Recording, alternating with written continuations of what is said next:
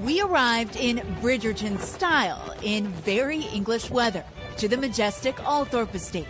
13,000 acres, and at its center, the childhood home of Princess Diana, where she spent her teenage years, and current home of her younger brother, Charles Spencer. Thank you so much. Hello. Wow.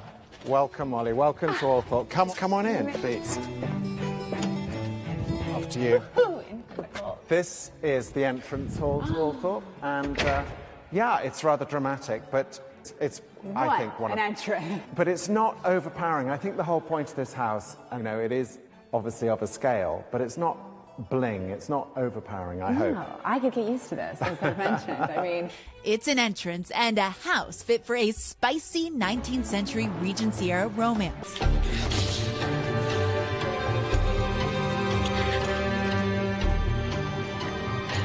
My most sincere apologies.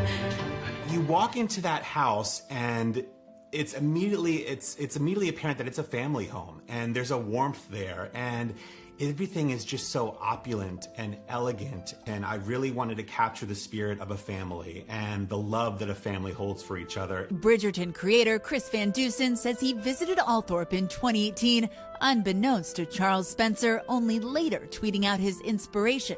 Elegance, opulence, and that hashtag staircase. What was your reaction? I think it's fabulous. It's a huge compliment, not to me, because these designs have been here for a very long time, but to my ancestors who were lucky enough to be able to employ great artists to make the interior of Althorpe great. And there they are, living on in a slightly different form.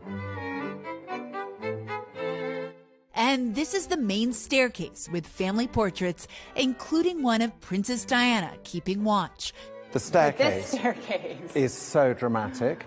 It's the scale of it, isn't it? It just pulls everything together, and I can see this would have an appeal to a creative guy. Well, and it really allows for kind of grand entrances. It does. When I was writing the pilot script, I actually wrote that there was this grand central staircase in the middle of Bridgerton house with portraits suspended above it, much like Althorpe. Those words are literally in the script.